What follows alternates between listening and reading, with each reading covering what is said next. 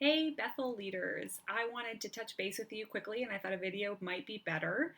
I've had a number of requests or, reflections saying that you have struggled to run videos and also run some of our online groups. And so I just thought I'd give you, by the end of this video, 5 to 8 tips on how to run a virtual group online because there's just so many different things going on. So it's going to be super quick.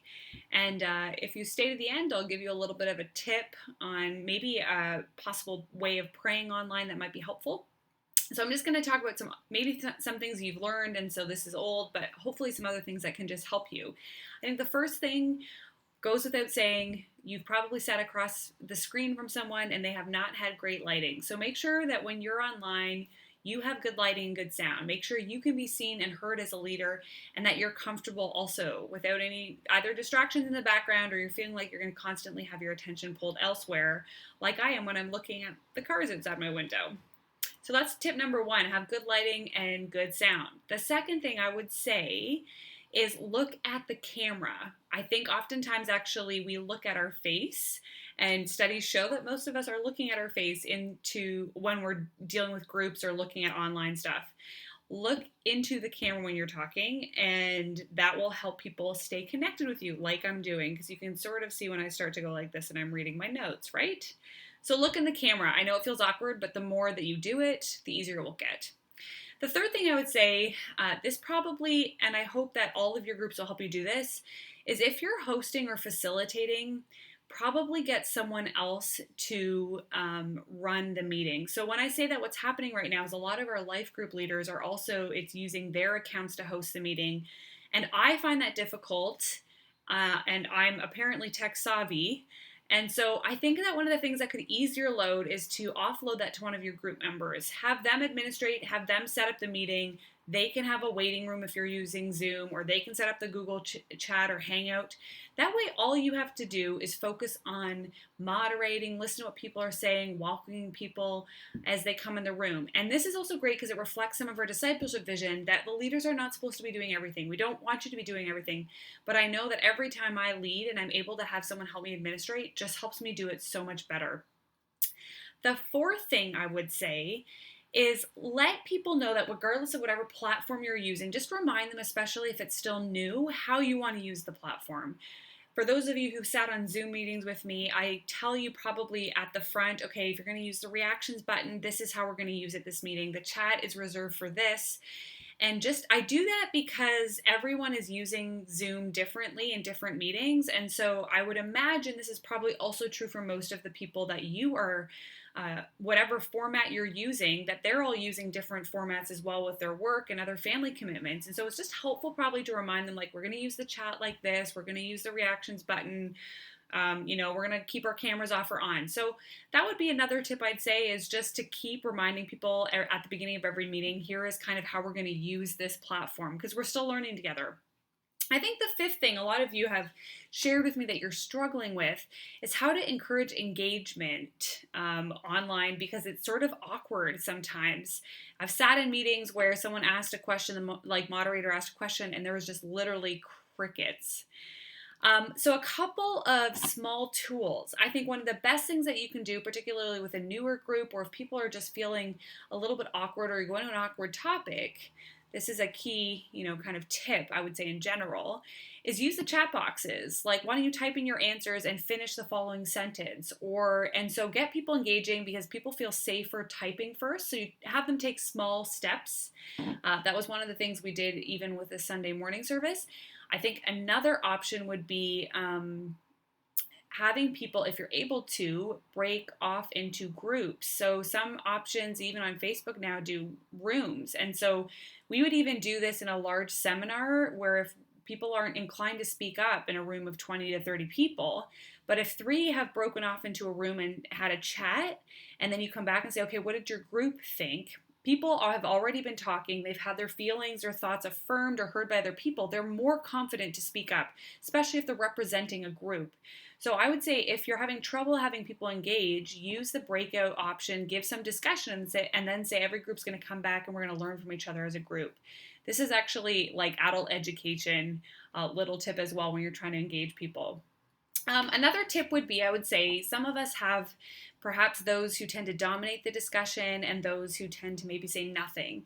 I think probably right at just reminding people throughout the meeting, probably actually at the start would be even better, is that we want to hear from everyone. And it's important because all of our voices matter. But I also think this commonality of like, you've heard a lot of, things that we've talked about. And so it feels actually you can say to the group, it feels unsafe if I know that you feel scared to share, but sometimes it feels unsafe to the rest of the group because they have shared and we have no idea what you're thinking. So I think just reflecting that back to them, the reason we want you to share is not because it's like we need to open your deep, dark secrets to us, but we have opened our hearts, and so we also want to see some of yours. And I think framing it like that, even if they say, I'm still processing, I don't know what to think, creates much more safety in the group, because then people are like, okay, I know where they're at, and so that just creates vulnerability. So that's another tip I would say. The other thing, small phrases like who have we not heard from yet, and encouraging people to engage with each other as you're answering stuff would be another way, I think, to create less awkwardness around it. So there's some tips, I hope, just underneath encouraging interaction in groups and getting, everyone engaged instead of people dominating or missing out on some people.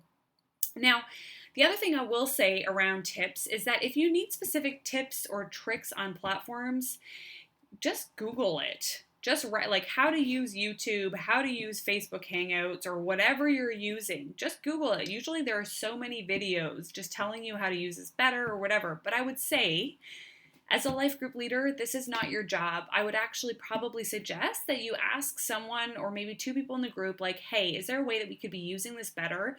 Any chance of you spending time this week to figure that out for us? Because let's use this, and let's use this platform, whatever you're choosing, well.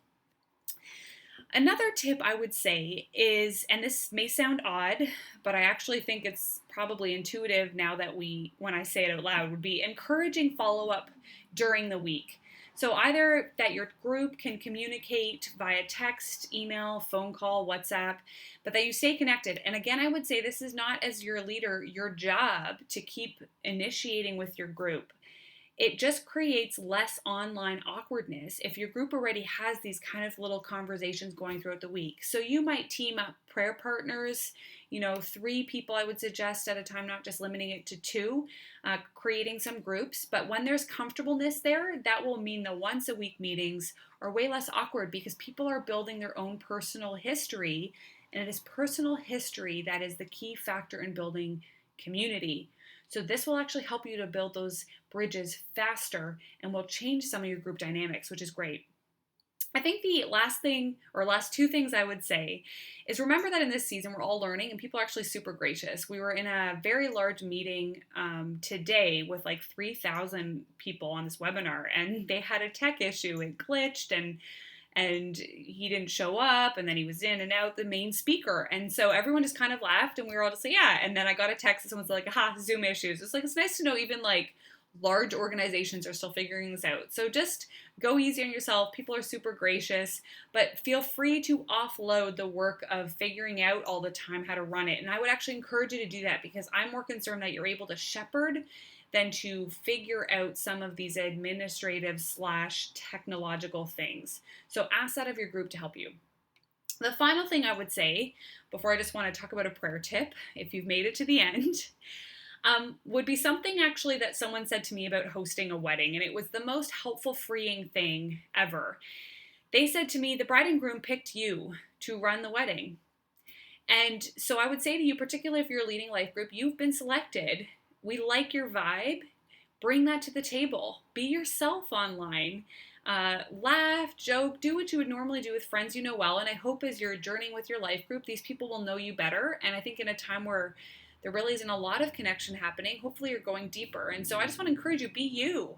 That's a huge gift to your group, but you set the tone of your group. So chill out, relax, and have fun. People are super gracious. So I hope those tips help you.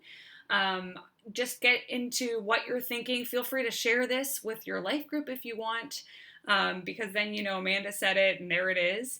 But one thing I just wanted to leave you with is if you've made it to the end would be a super awesome actually great tip that we got around praying in this season. We're doing the Lord's Prayer, and there's a prayer app I've talked about. I would encourage you to check it out. It's amazing, called Lectio 365. And this morning, they actually had a great way of praying for people in our lives who do not yet know the Lord. And the reason I love this, the way they prayed it, is because last week we were focusing on declaring the kingdom, and I actually didn't really know specifically what that looks like when you pray for people to know God. What does that look like? And what they did is they said, pray. I'm simplifying it here. You can go and find it on the app on May 28th. But they said, pray. Imagine those people's faces in your heart and in your head, and ask the Lord to heal them from spiritual blindness so that they may see Him. And I just thought, what a great way to declare the kingdom. To declare spiritual sight to those in our lives that we care about, those around us, our neighbors in this season, that they might see Christ. And so that is it. I just know that I'm praying for you. I appreciate so much how you leading and caring for our community in a way that is just different, unexpected in this season. But I'm here behind you to support you. And if you need anything, you can always drop me a line. Have a good week.